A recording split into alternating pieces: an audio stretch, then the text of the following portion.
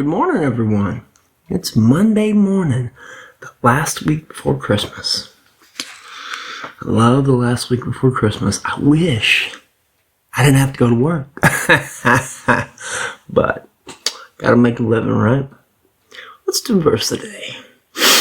Matthew 13, and we're going to do verse 57 and 58. And they were offended in him, but Jesus said unto them, this is a point when everyone in Jerusalem or in Israel realized that Jesus was a hometown boy. He's a hometown boy. Wasn't your mother so-and-so? Wasn't your father a carpenter? Of course, they didn't realize that his father wasn't, in fact, a carpenter. His father is God, the Father. But anyway, well, wasn't your brother this and your brother that? They were trying to lock him in as being, a hometown kid. How can a hometown kid, a local boy, do all this? And they were offended in him. But Jesus said unto them, a prophet is not without honor, save in his own country and in his own house. And he did not many mighty works there because of their unbelief. So basically, Jesus said, a prophet in his hometown is disregarded. A prophet in his hometown is everyone kind of scoffs at him like, I knew you when you were a little old tyke. You're not a prophet of God. And so because of that, he didn't perform all the many miracles that he performed in that town, in his hometown, because no one believed. No one believed. They let their own prejudices, they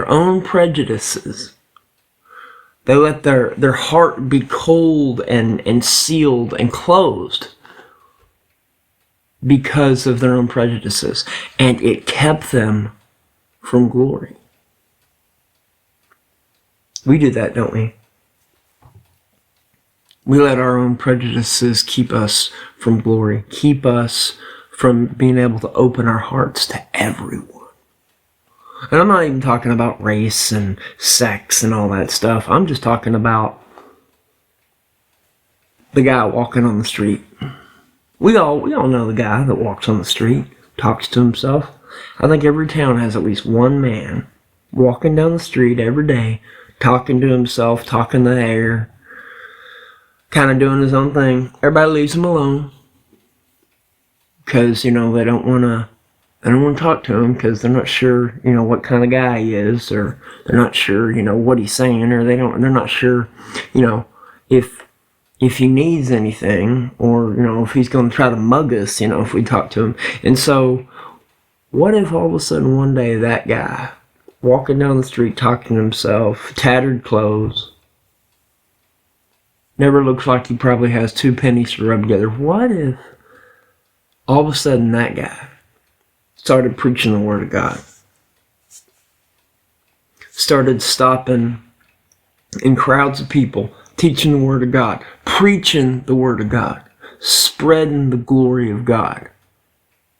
How many people do you think would turn their backs to him, scoff at him? Because this guy, he's the one that we see walking down everywhere, Look at his clothes. Look at how he smells. Why am I going to listen to him talk about heaven? You know what I'm talking about. We all do it. We all label someone a certain way. And then, if that person tries to change himself, or if God was to touch him and say, this is what I'm going to have you do, then we have a hard time. I have a hard time accepting what's said because he's just an old local boy. We know about him. We know about what he's done. Or, never mind the old guy who walked down the street talking to himself. What about the guy that lives in the rougher part of town and sells drugs to everybody? Or what about the old lady, that works at the corner store that's been there for 50 years?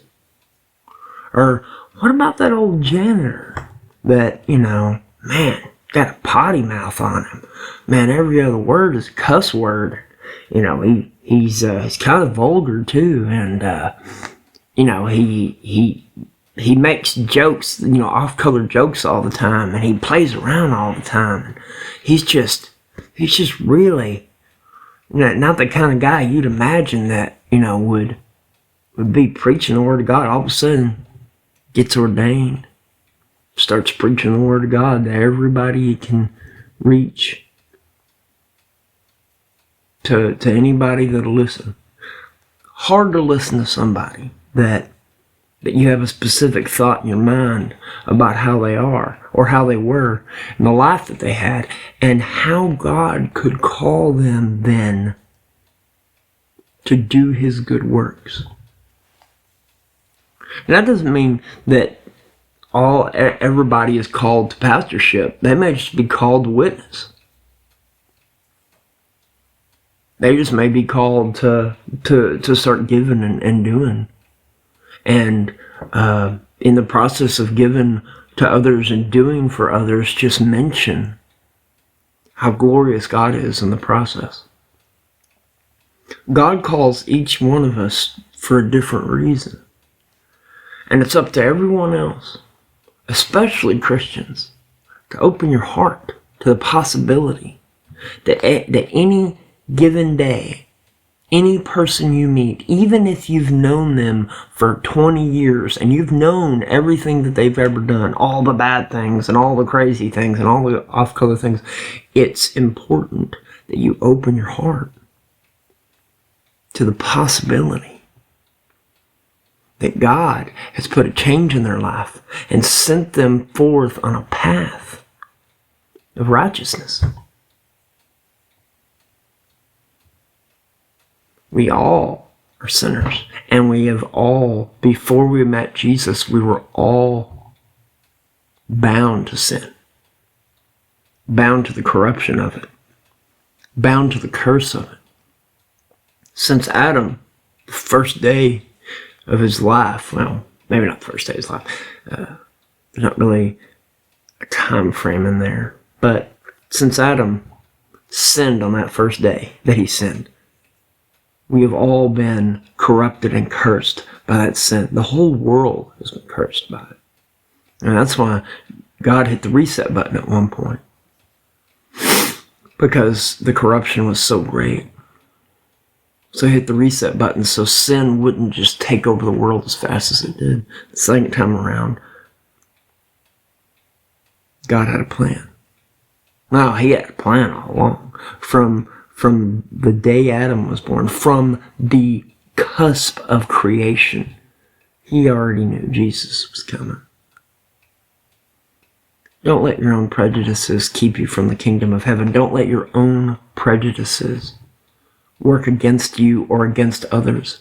God moves. God moves. Remember that. He moves through us. He moves in us. He moves around us. He moves in everything that exists. He can make every bad thing into a beautiful, glorious, light-filled thing. He can do that in living and non-living things. He can do it in everything. In all things, God moves.